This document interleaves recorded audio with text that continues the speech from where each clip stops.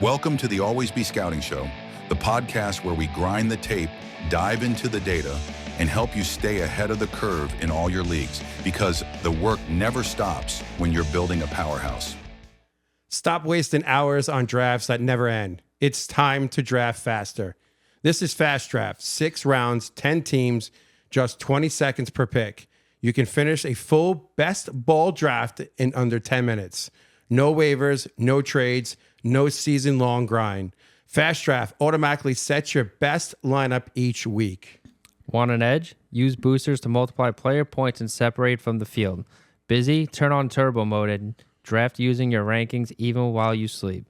Big prize pool, zero wasted time. Download FastDraft today and use promo code ABS when you sign up. What's up, everyone? Welcome back to the Always Be Scouting Show. I'm Frank. And I'm John.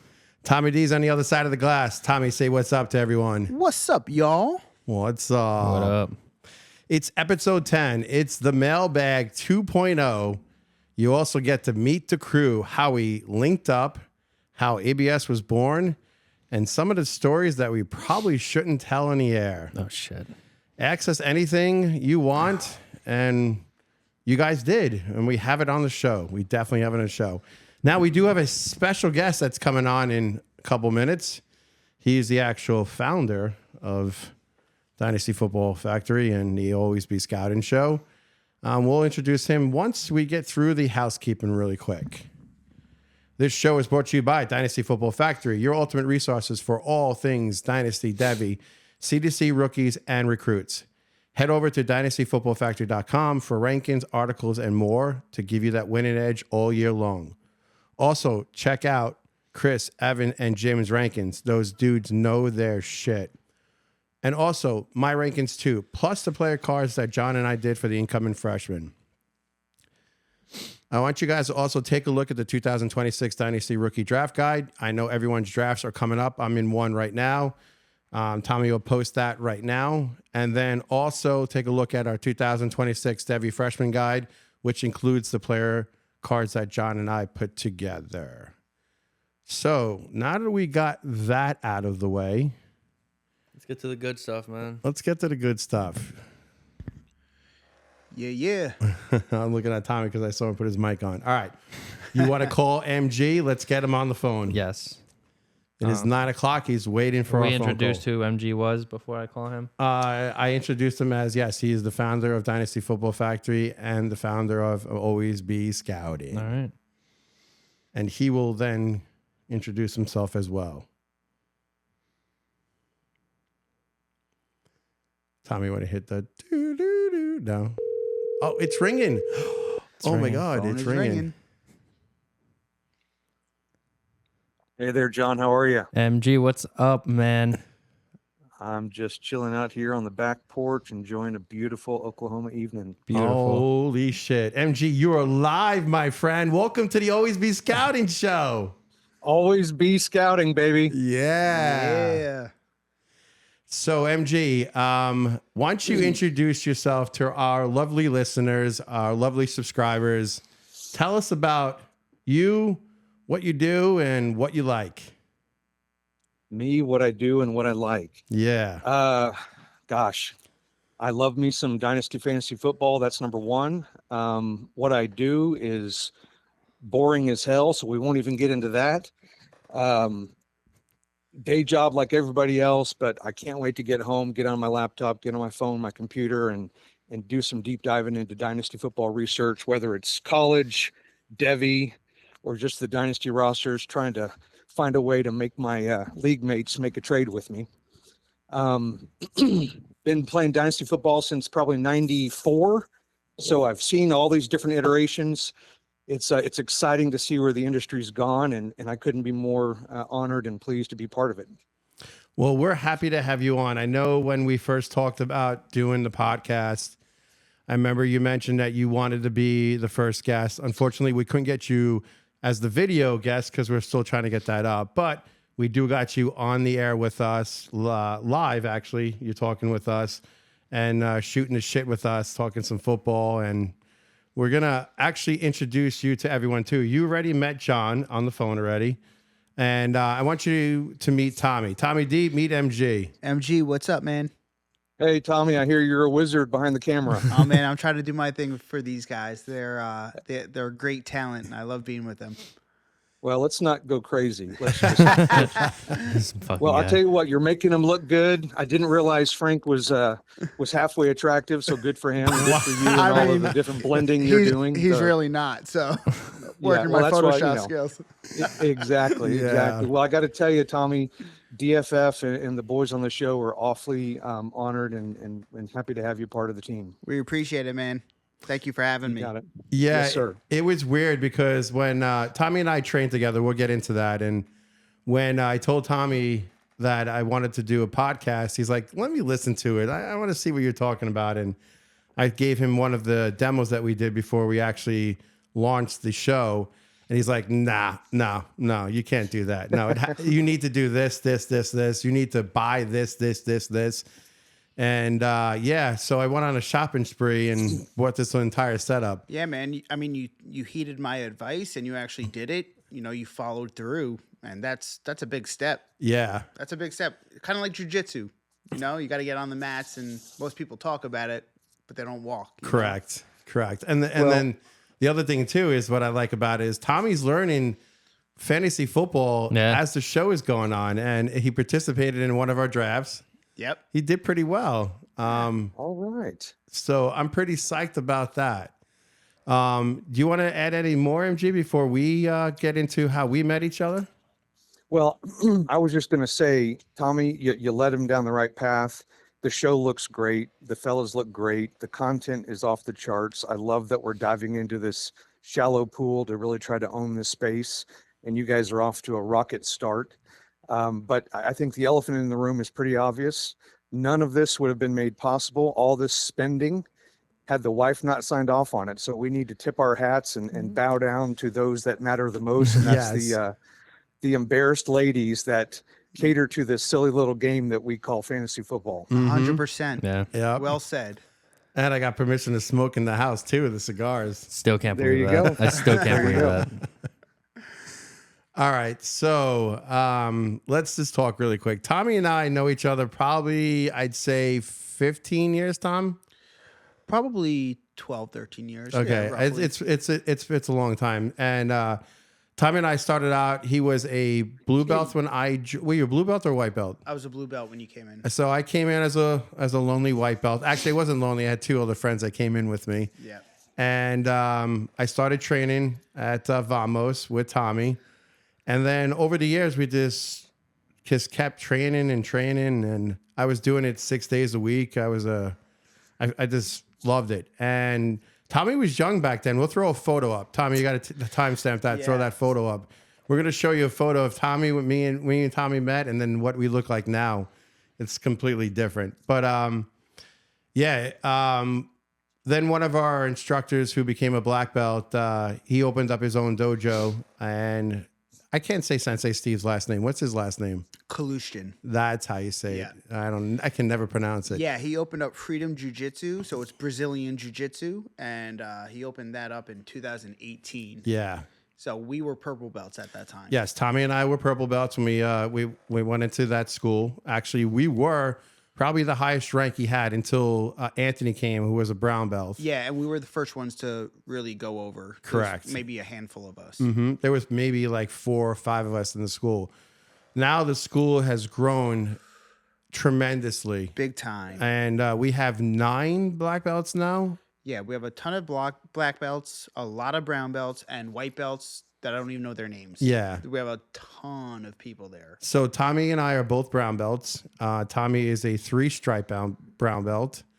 I am not even a stripe brown belt because I'm lazy. And There's a story behind that. We won't go into that. Yeah, one. there's a reason why Tommy has progressed in stripes faster than I am. But I just want to let everyone know I tapped Tommy's ass last night. So there is a story behind that as well. You gotta Yeah, make sure you explain that right now let's because preface this. nobody who knows jujitsu like me is like, yo, Tapped. Frank's on his shit tonight. Yeah. So he hasn't submitted me They both sound bad. He hasn't submitted. He hasn't submitted. But he's just me. tapped you. No, That's he much said better. tap that ass, and that makes it 20 times He hasn't worse. tapped me in probably a year. That sounds. It so was bad. an armbar from my back, Which I is can, like yes. his black belt level armbar. Yeah. And he So did I catch tell me. you what, guy, really quick, if I may interject, I just want to say one thing for the listeners that don't understand the game of jiu-jitsu, the belts, the positions, the terminologies. Please do clarify for these listeners that are listening that, that was nice, listeners that are listening, that this is not the Kramer School of Karate we're talking No. about. You No. guys are No. rolling with people who are your own age or older. Yes. Yes. And Okay. if you watch MMA, UFC, it's all that ground game. Correct. That's essentially what it is. Yes.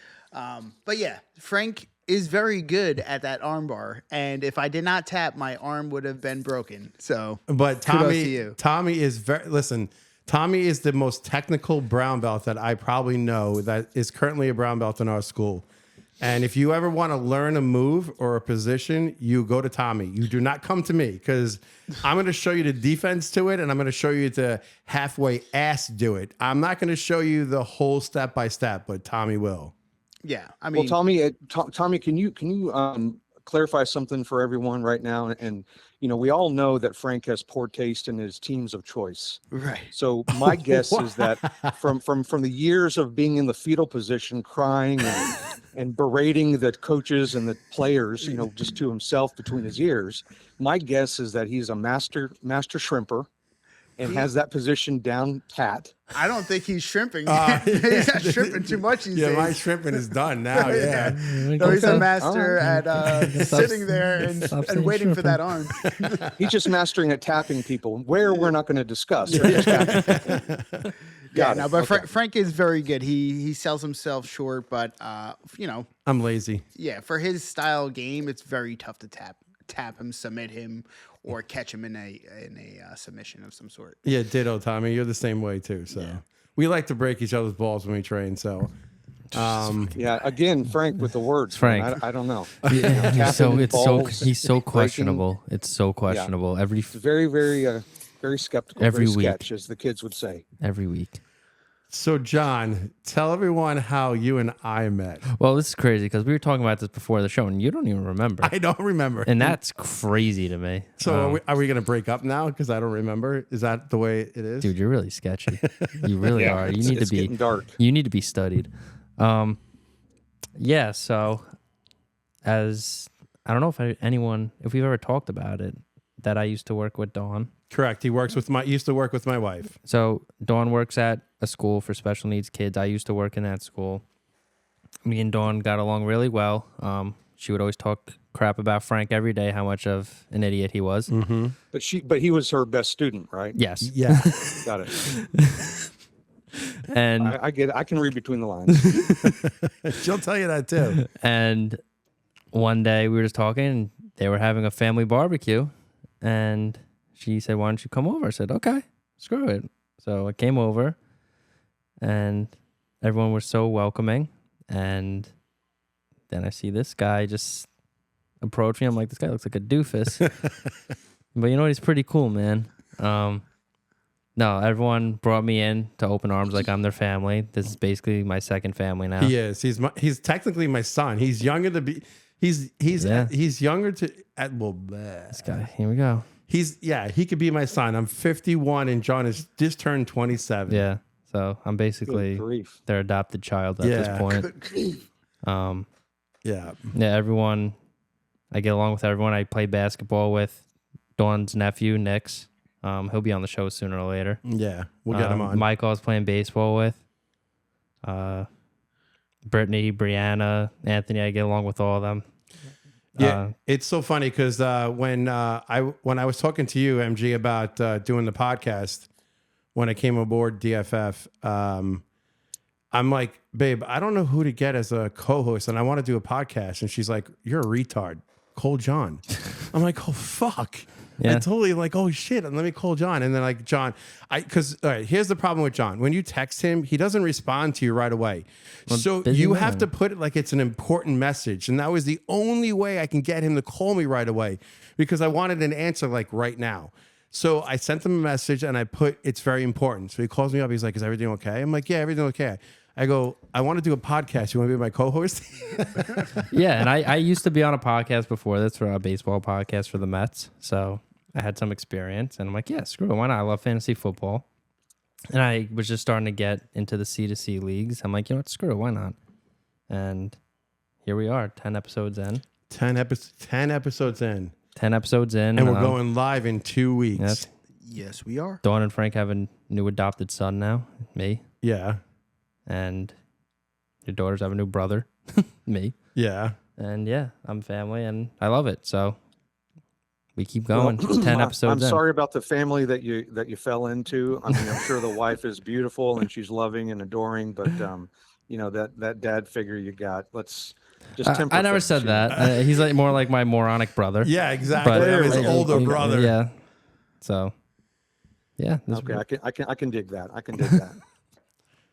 So MG, you want to add anything to this?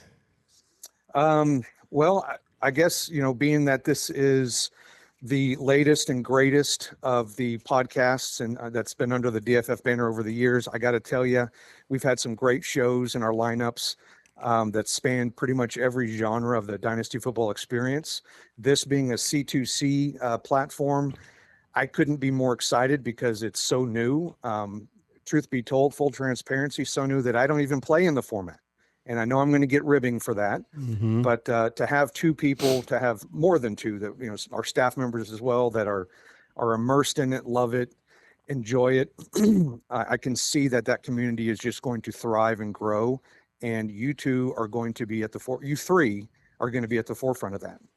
I do appreciate that. That means a lot. Yeah, we're gonna try to make this a very eventful show where we're not just throwing numbers at you. We want it to be where we're giving you information, but we're giving it to you in a way that you like a layman's term type thing. So we're not going to just throw jargon at you and numbers at you and stats at you. We're going to give you the full gambit of Dynasty and C2C and Devy all in one, so you can dominate your leagues. Yep. And you know what? I remember. Notes. Yep. I remember when MG, or one of our first conversations, we had like a conference call with him, and we told him what we wanted to present, what we wanted to do, and he goes, "Fuck no." He goes, "You guys are New Yorkers, man. You know, be yourselves. Be like, don't be someone you're not." Yes. Like, because we sent him some test trials when we were doing, when we were practicing, and he's like, I love it, but it's not you guys. Like, you guys got to be yourselves. You're New Yorkers. Show that New York attitude and just make it unique, and that's what we do. That's what we try to do every day. For sure, and it's evolving over time, both technically from a production standpoint, but also from a personality standpoint. And that's just how everything is in the production world.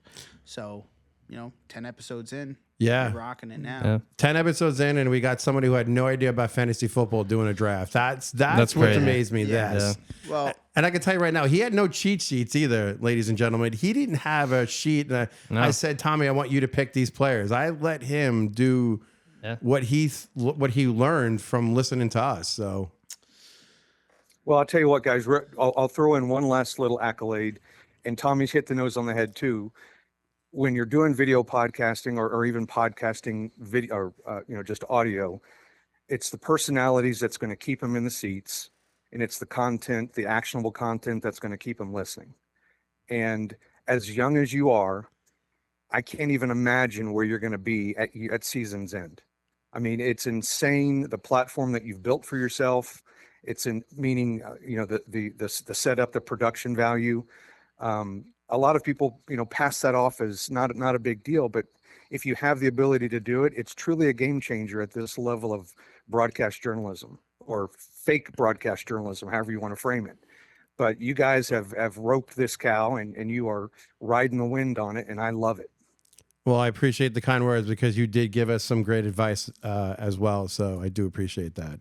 Could you say that again, just so MR can acknowledge that I do give good advice from time to time? He's going to be 'Cause I listening know he's to probably it. listening. Yeah, I'm sure he is, and he's probably smiling and flipping the bird to the screen.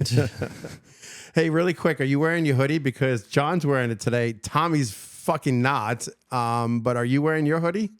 I'm not, because it's too hot in Oklahoma tonight. Okay. I wish we All had right. that problem. It is not hoodie weather. It's too hot and humid for me to wear the hoodie, and I can't stand that. All right. Well, we're going to be making t-shirts too pretty soon. So you'll be getting a t-shirt. We need cutoffs. We need tank tops. tank tops. Cutoffs. Oh my God. What? Yeah. We're going to Wife go. beaters. I'm going to have a whole. All right. I don't know fine. about wife beater, but cutoffs. We'll have a whole apparel Nah, here. we could do wife beaters. Why not? Speaking of the sweatshirt and the apparel, we do have a winner. We have a winner. We have a ladies and- winner. We have a winner, ladies and gentlemen. Nice. Hedge Gear Insights is the winner. Damn it! I was gonna say do a drum roll, but forget it. Oh. You just ruined that fucking moment. Tommy, do the drum roll. no, forget it. Okay. You ruined it. We do have the drum roll on the Sounded like roadcast. I don't know what that was. So Hedge Gear Insight is the winner of the Dynasty Football Factory 2026 draft guide and the Always Be Scouting amazing hoodie that we have right here.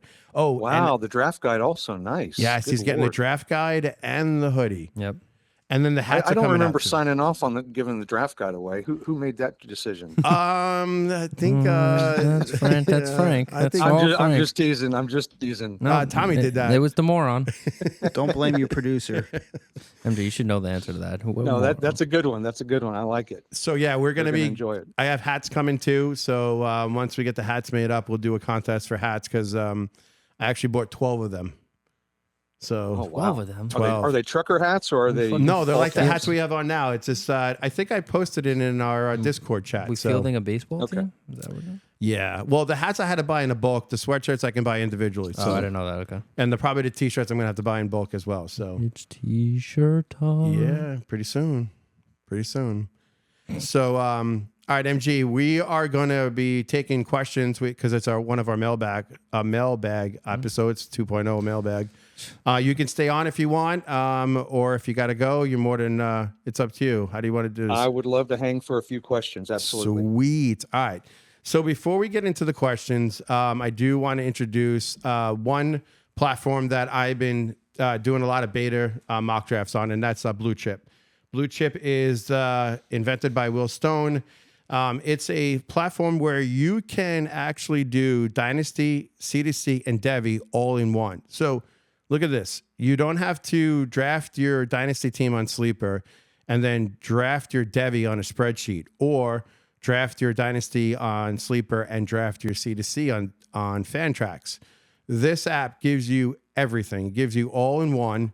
So whenever your Devy or your C2C guys graduate and go into the NFL, you don't have to move them from one platform to the other. They automatically go onto your team. And the best part is it has the ADP, it has stats, it's got everything, player profiles, it's got their team that they play on, each position that that team has. So you can see if you're drafting a wide receiver, you can see who the quarterback is, who the running back is, who they're going, who the wide receivers are on their team as well. So it's amazing. If you want to get involved and try the mock out, just send me a DM. I'll invite you. It's called Blue Chip, and it's one of the best things I've ever seen so far. So now that that's said, we do have a couple things I want to get into. March Madness. We got to get into this. Oh, yeah. This is a great game. Did you watch the actual basketball game?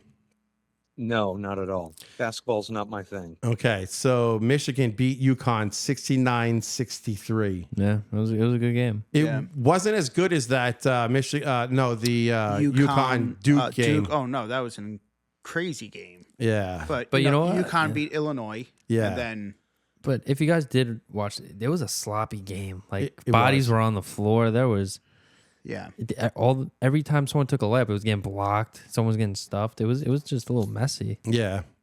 So congratulations to Michigan for winning Yep. the NCAA tournament.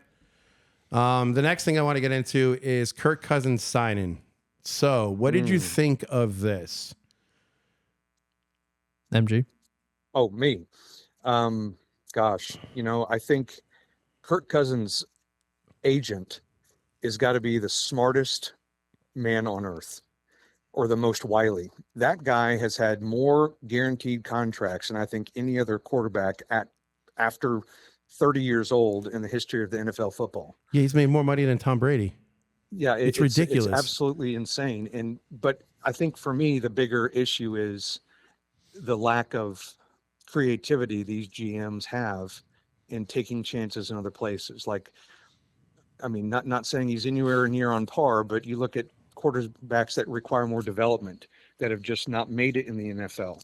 So it makes you wonder, are these teams just not caring about developing quarterbacks and kicking them to the wayside, or are they wanting these players to be game ready the moment they come in, which I think is insane. And there's sort of the continued gamble on these stopgaps that, well, we look what we saw with with Cousins. He gets hurt after, and this is what most of last or all of last year, most of last year. I'm not sure. I don't know. I mean, he's not going to elevate skill position players. He doesn't have. I mean, is he even going to be game ready? I don't know. What's the severity of the injury? So I'm just stunned that he continues to get chance after chance to be a starting quarterback, and I haven't even heard words that it's about being a bridge either. That's what I was just gonna say. Like, is this? Did they let X him? Do you want to mentor Mendoza? I mean, again, like you said, is this a bridge for Mendoza to come in next year, or is Mendoza going to start week 1, or is he going to start week 5? You know, what is Cousins? They probably want to ease Mendoza in. And Kirk Cousins, he's had so much experience, so much success. He's played with great players, and I think he's just he's going to be a good mentor for him. How do you see their styles? I mean, Mendoza and Cousins, maybe a younger Cousins. Yeah, I mean, from Mendoza, but yeah, it's very similar. Cousins, but I think it's more of the kind of guy that wants to mentor. Yeah, I think it's more of a mental thing though. Like, I feel like he's going to be a good mental coach there. Like how Psychology. to keep his head in the game. You know what he does on a daily basis on game day, what his pregame routine looks like. You know, Cousins has always had energy. He's always brought 100%, and he's going to teach him. Yeah, I think that's so too. I think their games are similar, and I think they're this. I think they're the same person. Tommy, take timestamp of this because I want you to put a picture up. I mean, if you look at this picture we're going to put up, Mendoza looks like Cousins' son.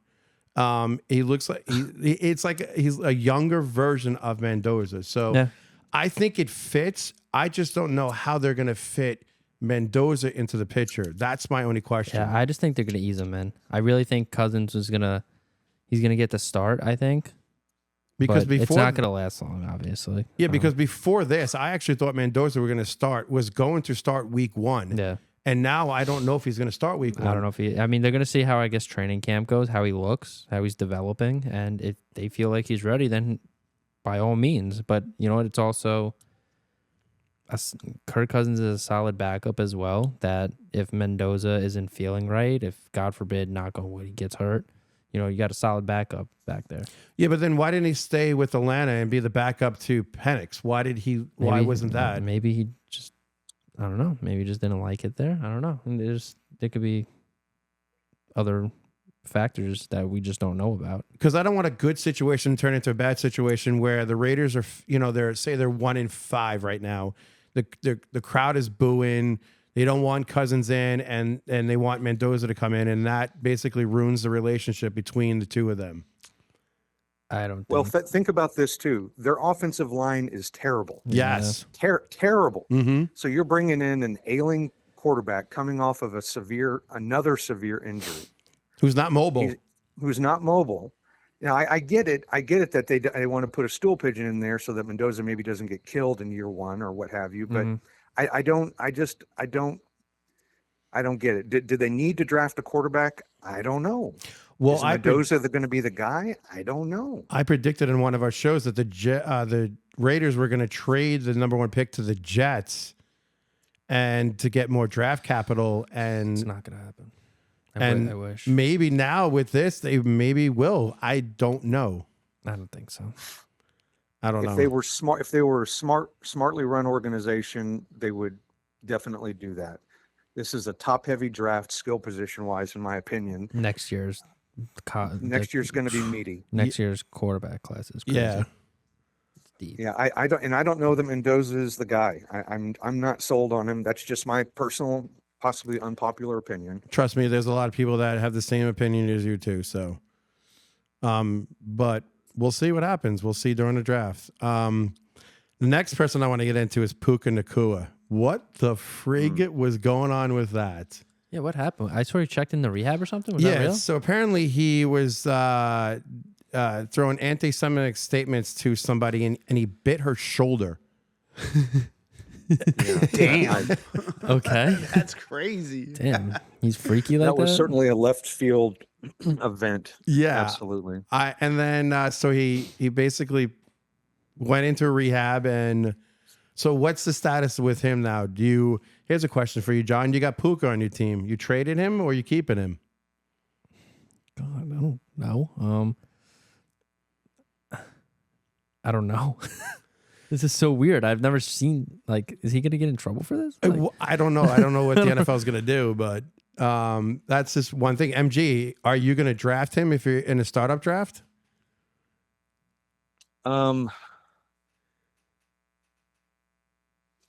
Yeah. I mean, it's dynasty. Yes. So it depends on your build, and that's one of the things that I think people who are new to the dynasty experience or, dynasty Devy experience, what have you, need to understand is that now, if he was 30 years old, no. But he's in the prime of his career. He He's a said wide receiver. They play the longest, right? Go ahead. What were you going to say? I'm sorry. He said he only wants to play to he's the age.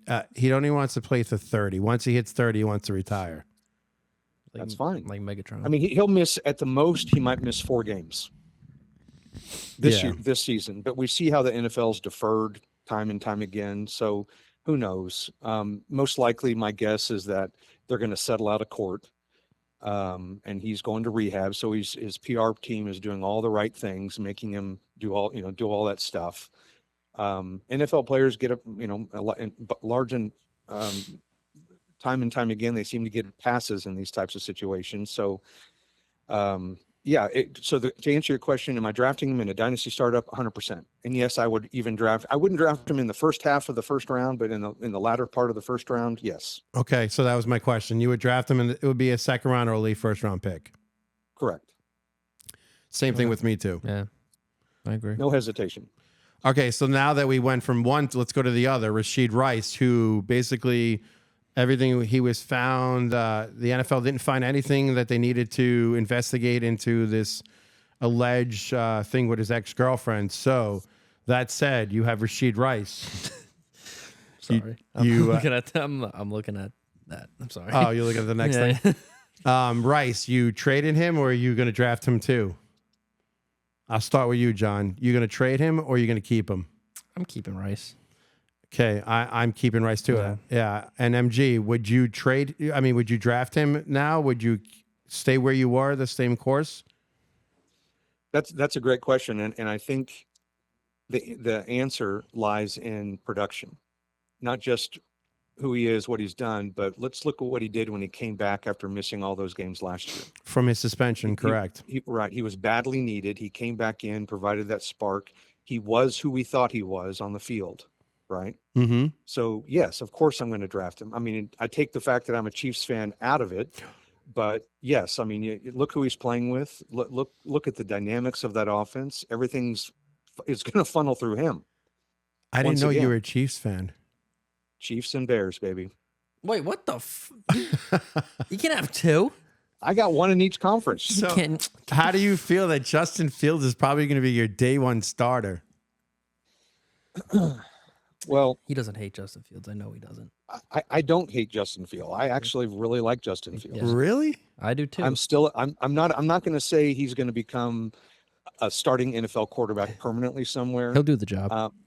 But he definitely, he could have been an interesting bridge in Vegas, being a mobile quarterback or Anthony Richardson, to get, to offer a different dynamic, to try to get away from that bad offensive line situation. But answering your question, I dig that Fields is where he's at. I mean, I think it's exciting. It's going to be interesting to see what what all they can do with him offensive wise, because I'm sure they're going to find some creative ways to use him. I'm on the other side of that. I think he is not an NFL quarterback. I can't see him doing anything that's going to help Rashid Rice's side of the ball. I don't. He's gonna.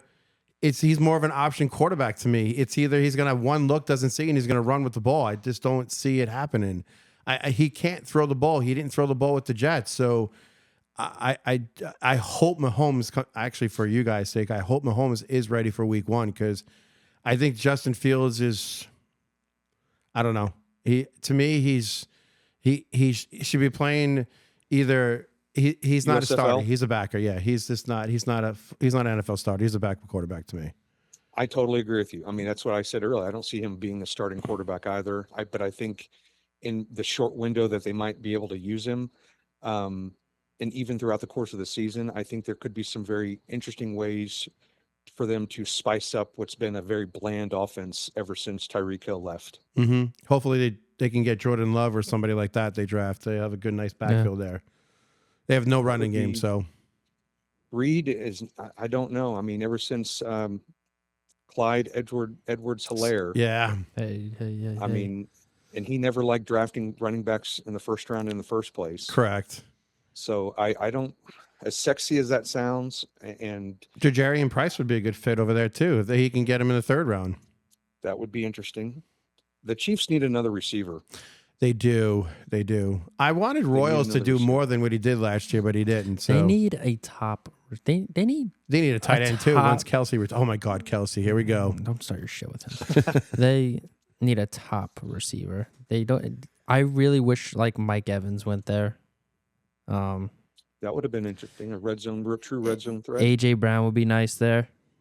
They need someone like that. They need a legit number 1. Evans would have been nice.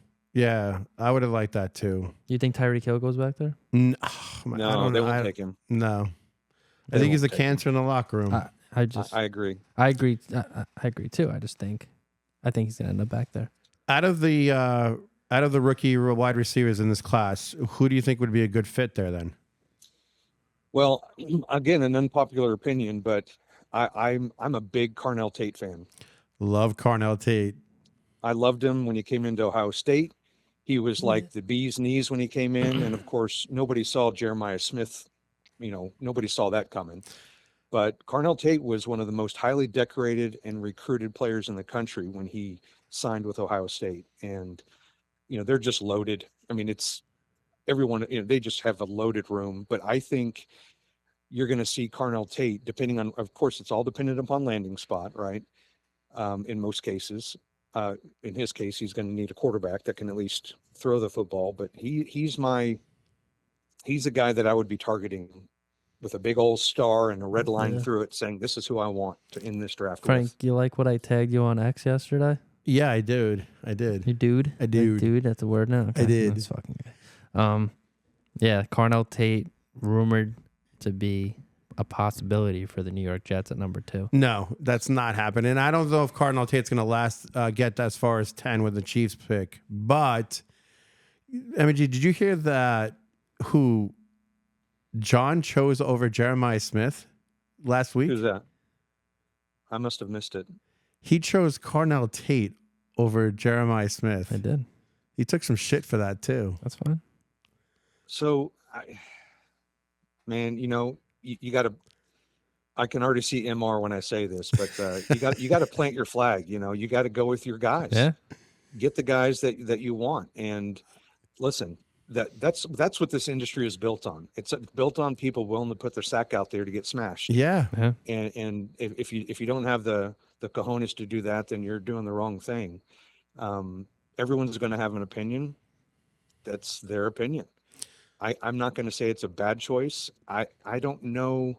Again, I think it just depends on the offense that they end up in. It's That's right. such of a backdoor way to get out of it. It's just Which quarterback they end up with? Production is predicated on quarterback, offensive line.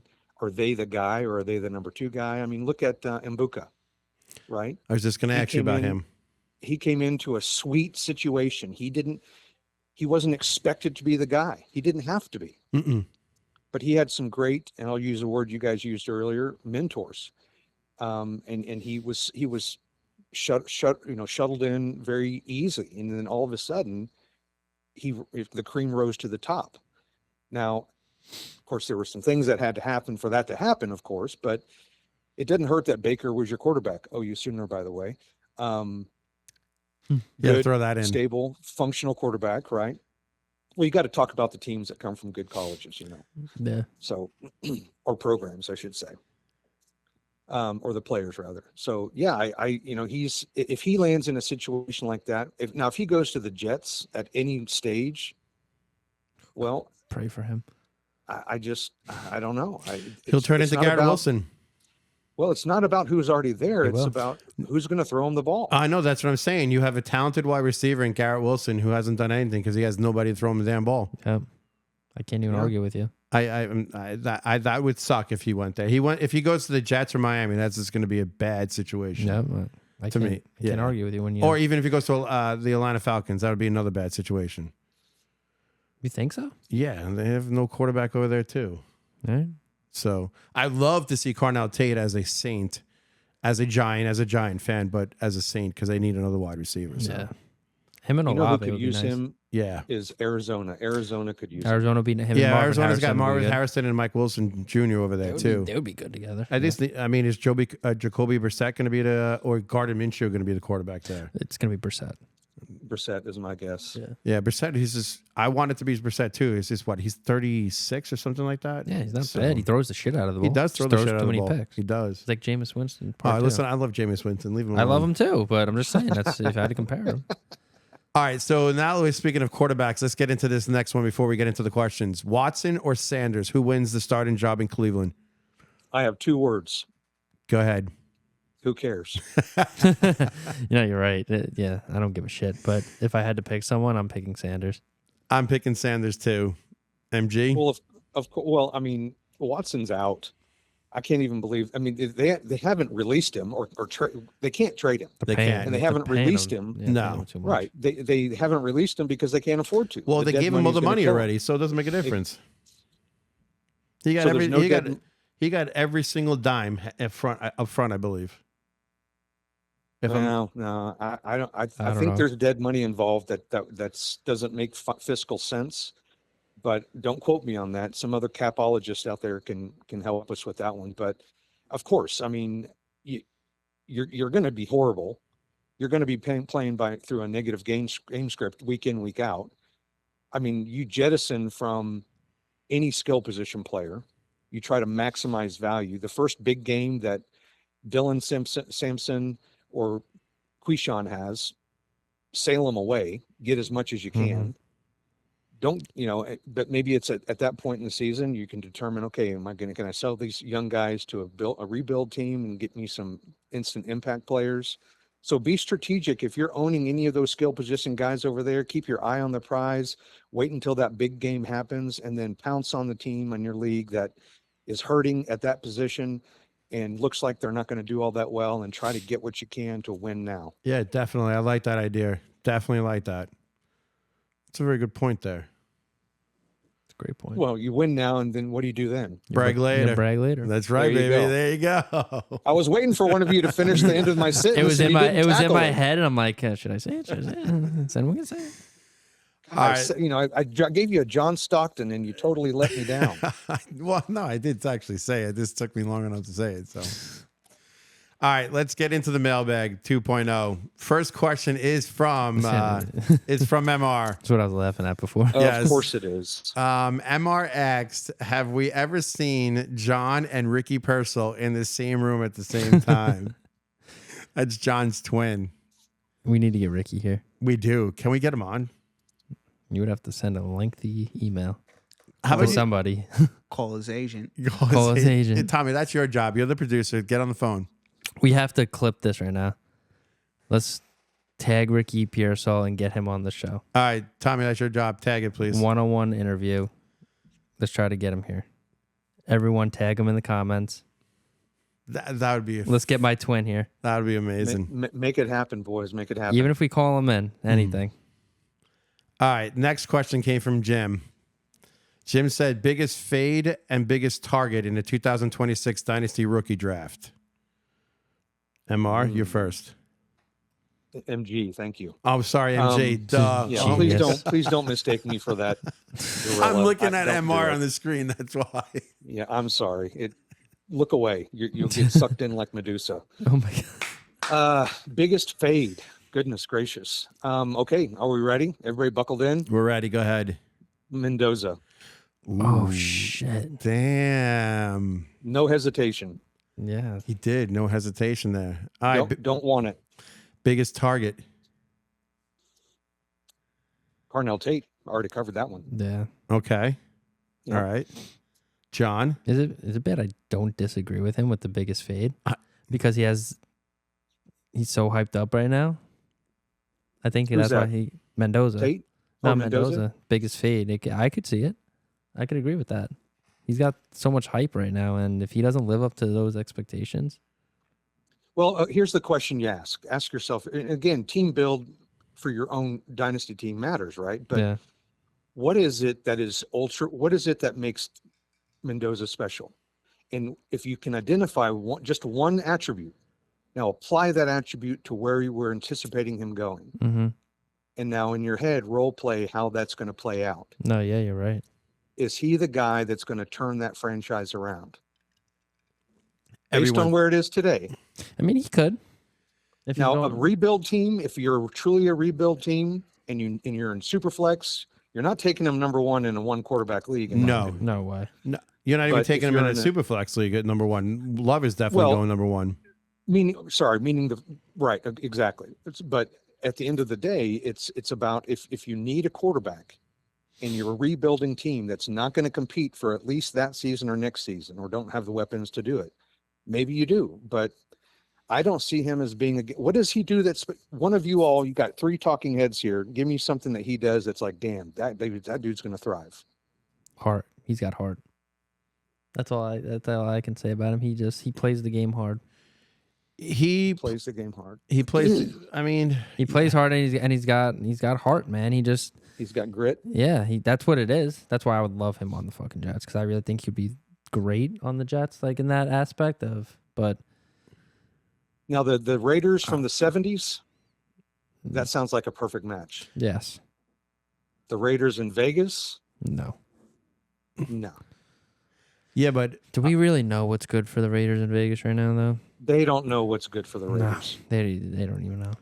no. They haven't known since the 80s. Yeah. So I do like that. Biggest fade, yes. Mendoza, biggest target. And I'm telling you, as a Jets fan, like that's the type of quarterback they need. They need someone with energy. They need a Jackson Dart sort of deal with the Giants. Dart brought energy and heart to that team, and just like with Scattaboo. Yeah, And both that's- of them did. and that's what makes them awesome to watch. And I don't think Mendoza can do that to Vegas because he's not. He's he doesn't have that mentality. You need to go to a team that the Raiders are that type of team that need that, but a team like the Jets, they need the fan base needs someone with energy like that. yeah. The Jets haven't had a good quarterback since Vinny Testaverde, in my opinion. You can Do you guys even see remember that's who he crazy. is? No, I do, because that's crazy. Because I was talking. No, that's Mark Sanchez. Oh, that's right. We were talking. right. I was talking to my dad the other day about this actually, and my friend Tommy, and we were like, "Who?" It's actually weird that we're talking about this. Who's the last Jets quarterback like that we think is good? Like, and my dad said Testaverde. I said Mark Sanchez for the first 2 years he was here, and Tommy said Joe Namath. And What- I'm like, What about Boomer? Boomer. Boomer Esiason? What the fuck did he do? Damn. Or said he's not a good quarterback, but what did he do? He was a Cincinnati He was Bengal quarterback. Yeah, yes, you're right. You're correct. Yeah. So- he wasn't a Jet quarterback. A He didn't good do Jet. anything. Well, good- neither was I said- Testaverde, but No, that's what I'm saying. And that was Kenny my O'Brien? argument. That was my argument with my father. I'm like, you what did mean he- one that they drafted? what Oh. did he do Oh, for the okay. Jets that made him a great Jet quarterback? Mhm. Nothing, in my opinion. But I wasn't alive, so I don't know. Very interesting. Was I alive? What year was that? Did he play for the Jets? Didn't he tear his Achilles like the first fucking play of the season? I don't know when he played for the Jets. I don't know the exact year. I'll research it. Research it. Thank you, Tommy. I don't even know if I was born yet. All right, so there was a person who answered this question on Twitter X, and that was Optimistic Vikings fan. He basically said that Jordan Tyson is. He said the biggest target for me is Jordan Tyson, as he's gonna fall for some unknown stupid reason, and the biggest fade is to whoever ends up being the RB2. So just the overall drafted yeah, RB2? the overall Are drafted we talking RB2. about him falling in the NFL draft or like your draft for fantasy? The both? I That's a believe good qualifier. Yeah, I think it's the NFL draft. Him falling in the NFL no, draft. he's definitely gonna fall in that draft, in the NFL draft. Vinny Testaverde, 1998 to 2003, and then returned in 2005. 98. I wasn't born. I was born 99. Damn. I know. I feel old. Yeah. Damn. Yeah, that sucks. All right, next question. Chris asks, what players have been your biggest trades in Dynasty this offseason? Who are you MG? asking? MG. None. Nobody will trade with me. My trades are so good that it swirls their brain into mush. Okay, so they can't- who they is can't somebody process anything. you want to? Who is somebody you're trying to target the trade for? Let's see. I'm trying to figure out which league that would be. A player that how about this? A player that I don't own that I would like to own. Yes. Okay. A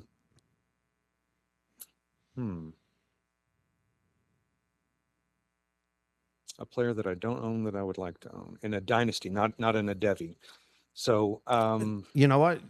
We'll do both. We'll do Dynasty and or Devy. okay, well then that's actually pretty easy. I get caught up with rookie fever like everybody else, and I know that we're not at the rookie fever point with this player, but it's a name that we talked about earlier.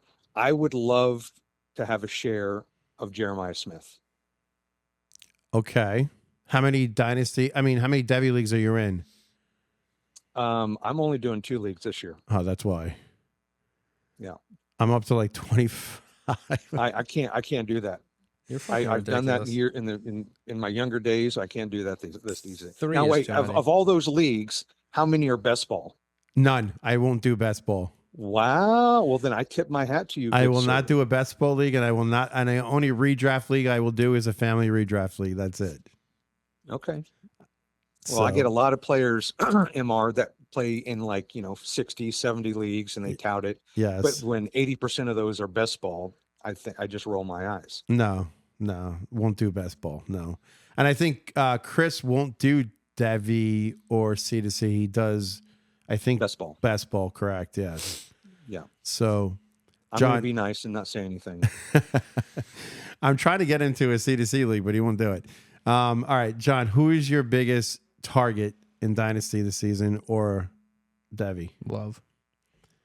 100%. So that's your biggest target. Yes, right now. Okay. Mine is, and I don't have any share. I think I have 1 share of him in all the leagues I have. And mine is Jalen McMillan, the Okay. Tampa Bay wide receiver. Okay. I think Interesting. he's going to have a phenomenal year. Yeah, with Evans out. Mm-hmm. Yeah. When it's going to be him and Ibuka over there. Him, Ibuka. Is Godwin still there? Godwin's still there, Yeah. yes. Yeah. So he's one guy that I'm targeting in Dynasty in every which way possible because I only have 1 or 2 shares of him. And if we're going to go Devy, you know what? I actually, stupid me, traded Jeremiah Love for Nick Singleton and I believe somebody else. I don't remember That's who it gonna was. bite you on the ass. So I don't have any more shares of Jeremiah Love. So, That sucks. but now he's coming to the NFL. Listen, I'm targeting. I have Gunnar Rivers on my team. I got Marshall Mannon on my team. I'm going Of course you do. Did you say you have Marshall Mathers on your team? What was that? the Marshall Mannon on my team. I know. I heard. Real Slim Shady. Yeah. Please stand up. Yes, I got it, MG. I got it. All right. Next question came from Brett Ross. He's in my Slack group. Garrett Wilson or Carnell Tate? Oh, good one. Really good one. This is an easy one. Who's the quarterback? Who's the quarterback for Garrett Wilson? It doesn't matter because the Jets fucking suck, and every receiver is not going to be productive right now. Well, it's Geno Smith. So, But here's the thing: is Garrett Wilson, as great as of an athlete that he is, and we've seen shimmers of him being awesome. I don't know. I kind of want the new hotness. that's what I'm saying. I take Cornell Tate every day I can. I think the only person I wouldn't take over Cornell Tate right now is Emeka Ibuka, and then probably when Smith comes out, will be Smith. So, Yeah, I don't think it matters what team Tate really goes to. It's a better situation than the Jets. Garrett Wilson, he's been hyped up every year. Like, I love Garrett Wilson. He's one of my favorite players on the team, but he needs to be on a different team. It's not a good spot for him right now, fantasy-wise. He's shown signs that he could be very good and a top receiver, but if he's playing for that organization, it's not happening. I'm sorry. That's coming from a Jets fan. when his contract is up, I hope he gets. Did he do his first contract yet? He just got an extension. Forget Signed about it an then. extension. Then forget about it. He should have left. Well, Yep. Sauce He had Gardner his just got an chance. extension too, and they traded him. Yeah, so. he had his chance. He should have left. All right. Next question. This is a good one. I like this one. I can't pronounce his name. John, can you pronounce his name? Davu Keels. Davul Keels asked, who will be the college team? Who will be Tennessee's starting quarterback in week 1? So let me answer it first, and you guys can chime in. I believe it's going to be the true freshman, Frazion Brandon, who we did the player cards on. Mm-hmm. I think, Tommy, can you put a timestamp on this? I want you to put, if you can, Frazion Brandon's player card that we did. Gotcha. I think he's going to win the job over George McIntyre, the second-year player. Listen, Brandon's only been there for 2 weeks, and they're neck and neck in competition. So I just can't see him not losing this job to George. What's your guys' thoughts? Yeah, I agree with you. Based on Brandon, he seems to be the right guy for the job right now. He's the best option, in my opinion, that they have right now, and I feel like it's the only way that they can really go. I'm not really a big George McIntyre guy. I'm not either. MG, what about you? I'm going to defer to the both of you because, truthfully, I have no idea. I have not looked into their quarterback situation this offseason yet. So, I'll defer to you guys on that one. Cool. Yeah, so we are in agreement with Frazion Brandon's going to win that job. Okay, the second question that he asks, because he's got a bunch of questions here. I like this guy. Second question he asks is, which USC wide receiver is the one you should own? So I'll answer it, then you guys can chime in. Tanuk Hines is a second-year player. Terrell Anderson is a guy that came from NC State. And you got the true freshman Lloyd Weaver, and you got the true freshman Caden Dixon Wyatt. But my favorite, and he's my number 3 wide receiver in this freshman class, is Booby Feaster. I am targeting him, and that would go back to answer that one question that we had before. I forgot. I didn't think of that. So, Booby Feaster is my number 3 wide receiver in this class. I would target him. Tommy, can you timestamp that and put him up, please, as well, because we did feature him. Thank you. So I believe if you're going to target anyone out of that wide receiver core, you got to target Booby Feaster. Booby Feaster. Booby. John, agree? I agree with you. We did our player card on him. I've seen a lot of film on him, and he seems to be the most ready. That he's reliable. I think Booby's the man. Yeah. So in my eyes, it's Tristan Keys, Chris Henry Jr., and then Booby Feaster. Yep. MG. So I'm going to go dark horse. KDW. KDW. Really? Caden Dixon Wyatt. You're going Caden Dixon Wyatt, the other true freshman. Yep. I love the gameplay. A big-bodied receiver plays to his. I mean, He's listed at, I think, like 6'1", maybe a little over 6 foot. I think he's taller than that. Yeah, it's a unique dynamic. I mean, USC hasn't always had towering receivers, physically imposing receivers. So I think what he brings to that offense, and maybe it's just a recapitulation for them. I see him as being somebody that could be pretty interesting in his freshman year. You know what? Also, Mark Bowman too, the tight end that's going there. Oh yeah, Bowman. I forgot Bowman. I mean, I think he's going to line up in the slot, line up on the outside. I don't think he's going to be lined up inside as a traditional tight end. He's gonna make some plays for that team too. So you could throw Bowman into that mix as well, even though he's listed as a tight end. But I see him and KDW and Booby, making some splashes over there in USC. So, all right, I like that. All right, third question that he asked: will Mississippi State, not Ole Miss, will Mississippi State run game be as dynamic as it will be this year? So You guys go first. Let's see here. Camario Taylor is their quarterback. Fluff Bothwell, we talked about him last week, is their running back. In a Levy scheme, it's an elite scheme. But the problem is that Camario Taylor is not a pocket passer. He's going to run the ball, so he's going to take a lot of the ground threat away from Fluff Bothwell.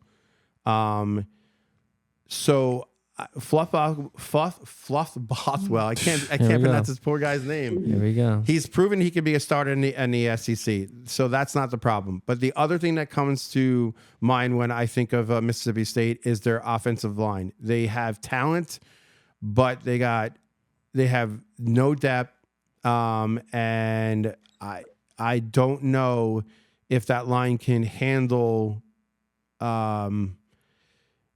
It's going to be able to support this. So to answer the question, is it going to be as dynamic? It's only going to be as dynamic as Taylor and Bothwell make it. And if that O-line can stay healthy and can actually make holes for these guys. What do you guys think?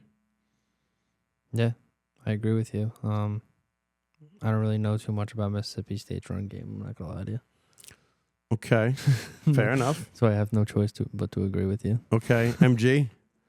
So if I'm picking one, the guy that I think, based on tape that I've watched, Xavier Gayton. Ooh. I like the, I mean, I don't see him as I'm trying to think about how do I apply that value towards to a dynasty perspective. I don't know that he's an RB1 in the NFL, but he'd be a great complement. He'd be a great third down back. Yeah, he's the running back for the Bulldogs that I would be targeting in college fantasy football formats. Over Fluff? You would target him over Fluff? I think so. Wow, interesting. Okay, I like that. I do like that. I didn't think of that. I'm actually going to put his name down, and I'm going to take a look at him in my mock drafts that I do. That's a very good point. Thank you for that. All right, let's get into the fourth. Let's get into the fourth question. It's our last question here. Can Clemson's offense bounce back? What do you think, John? Yeah, I feel like that they have too much talent on that offense. You know, you got Burrows, you got Wesco Jr., even the running backs, very good. There's too much talent on this offense to not bounce back, in my opinion. You know, you got quarterback Vizina in there. Who was there last year? What's his name? I always forget his name. He's in the draft this year. What the hell is his fucking name? Oh, Klubnik. Yeah, I wasn't a big Klubnik guy. I know he was pretty hyped up in college. He had a crappy year last year. But I feel like that offense is still very talented. So yeah, I'm expecting a bounce back. I think Vizina is going to take the job over Tate Reynolds. Yeah. We did do our player card. Tommy, can you get this on Nate Burrows?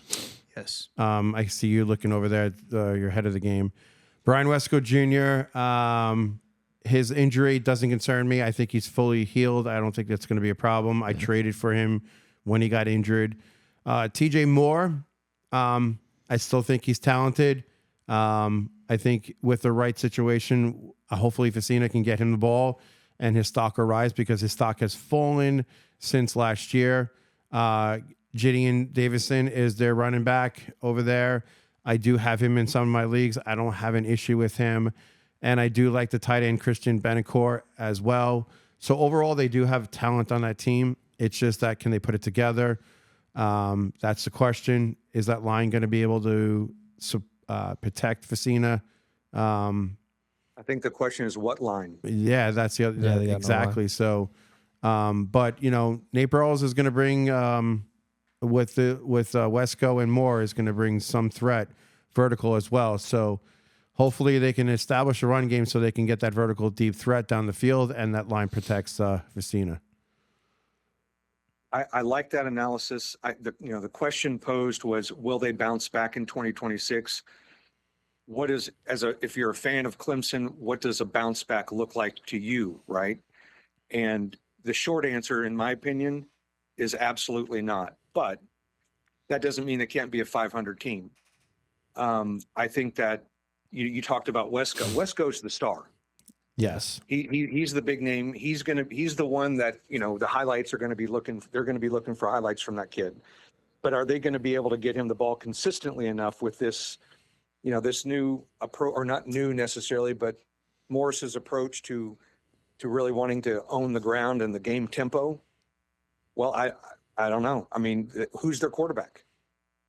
So I think that there's enough questions to temper expectations for 2026. That if you're looking at it just from asking it from a fan standpoint, say, hey, are we going to be any good? Or are you looking at it from trying to analyze skill position players? Well, then don't waste your time. It's not the team that I would be putting a lot of effort into figuring out if these skill position players outside of Wesco have sustainable value in 2026. I really do hope that Nate Burles does. I don't have any TJ Moore shares, so I'm not really concerned about that. But for the most part, I agree with you too. So yeah, let's see what happens. But you can't. What you just said makes 100%. Like I said, we both said this too. If that line can protect, and we figure out if Facina, listen, there's a lot of people that think Chris Facina can be the guy to run this offense, who can showcase these three wide receivers. And if that's the case, Clemson will be better than a 500 team. So I don't know. But the blogs that I've read is Chad Morris wants to implement a run first system. Yes. And that's fine if you have a philosophy, but what did they lose? 3-4 offensive linemen, something like that. Mm-hmm. Yeah. Okay. Well, who are these kids stepping up? I don't know the depth of the offensive line for the Clemson Tigers, and I'm not going to act like I do, and maybe they have some blue chippers that are going to step up and be phenomenal. But I mean, if your philosophy is run first, and you literally got decimated last season after, losing 3 or 4 offensive linemen, and yeah, you've got some great pass catchers, but I don't know. There's a lot to be determined in two-a-days and in the early part of the season. All right. So we'll see what happens. We wish Clemson the best. Let's see what happens there. All right. So MG, we're gonna do some shout outs before we do. We want to give you the last final words of the show. Absolutely. Well, I appreciate that, because there was a couple of things I wanted to share. First and foremost, I wanted to share a big thank you to the DFF staff, the leadership team over there. These guys every day blow my mind with as much planning, strategizing, and organizing that they do behind the scenes, that of course nobody ever sees and nobody ever understands what goes into creating a platform that offers, that tries our hardest to offer actionable and practical content to our subscribers, to our listeners in this case. So a big shout out to all of those guys at DFF that are putting in the grind work on a daily basis. Thank you. You are truly appreciated. And by extension, our subscribers and the people that listen to the show. If it wasn't for you guys supporting us, we wouldn't be who we are today. Last year, we celebrated our 10-year anniversary. We're extraordinarily proud of that. It's been an incredible journey. A lot of ebbs and flows, a lot of learning, a lot of pivoting, course correcting, all in an effort to try to bring a platform that makes sense to you, the fan out there, and the consumer, the listener, the whatever you want to call it. I will go ahead and breach something here that I haven't had a platform like this to do it on yet. So I'm excited to say this. For the last 10 years, we have been developing something very, very special. And it's taken a lot of patience. It's taken a lot of time, blood, sweat, tears. And we are on the cusp of delivering. I realize I'm going to leave this very vague, but for those that you are teetering on becoming members of DFF's Army with access to our all of our channels, whether it's YouTube, whether it's the website or Discord, there is something about to launch that we hope that you will receive very well. And I'm excited about it. So keep your eyes and ears open. We'll be posting some information on that in hopefully the coming weeks for you to for your ear holes and your eye holes to absorb. So that's all I got to say about that. Ooh, I like that. I'm pretty excited about that. Tommy, we're shaking the pillars, baby. I like that. I like that. Tommy, you want to add anything before we do our shouts out? No, Shout nothing outs? to add. Just great show as always, and I'm happy to be doing this. I'm happy you're here. John? 10 episodes already, man. 10. Here's to another 10. Let's get to 20. Let's see how much we could progress, how much we could get this thing going, how many subscribers we can get. Let's keep this ball rolling. Let's keep doing our thing here. So I have to say, when we first started the show, we were at 506 subscribers. I believe we're at 541 right now. And I want to give... Lose with me on tonight. Sorry? How many did we lose with me on tonight?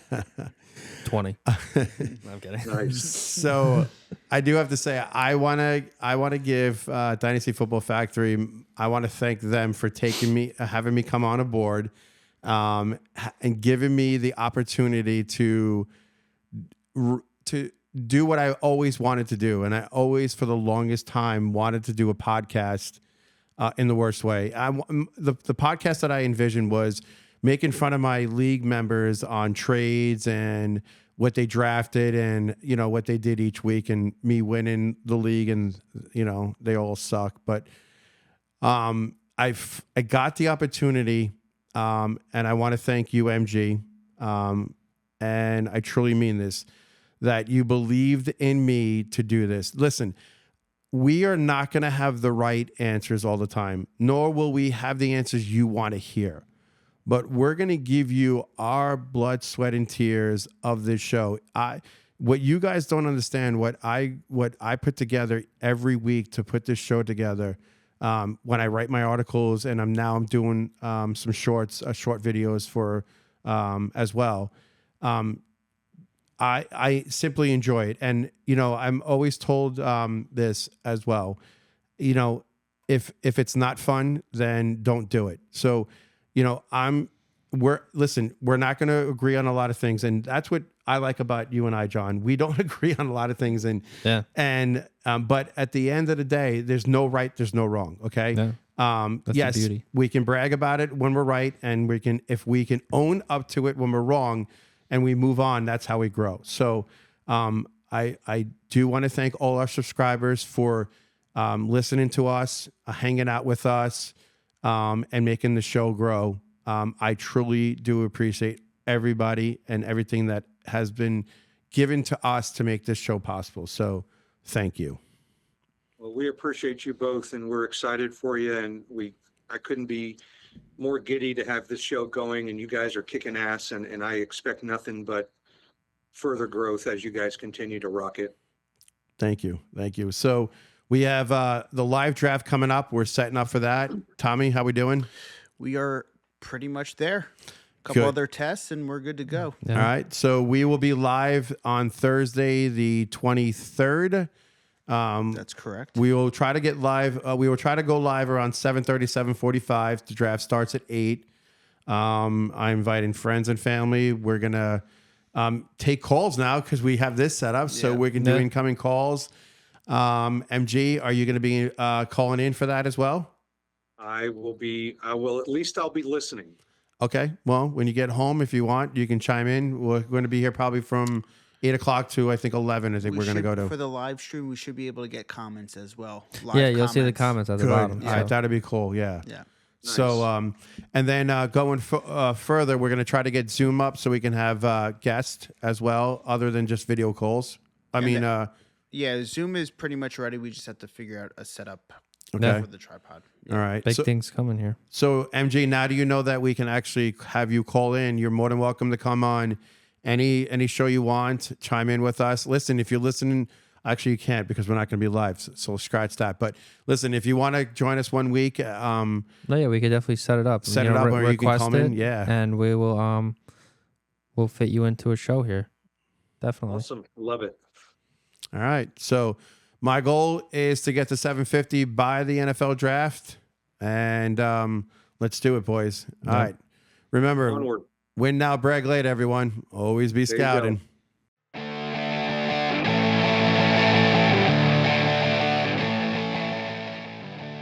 That's a wrap for this episode of Always Be Scouting. Thanks for hanging out with us while we broke down the next generation of fantasy football stars. Shout out to our sponsor, Dynasty Football Factory. If you're serious about winning in Dynasty, Devy, or C2C formats, head over to dynastyfootballfactory.com and level up your strategy today. Make sure you're following us on X at DFF_C2C show and subscribe to our YouTube channel, Dynasty Football Factory, and catch the show on Apple Podcasts and Spotify for more insight, breakdowns, and scouting reports you won't want to miss. Until next time, if you want to win now, brag later, you have to always be scouting.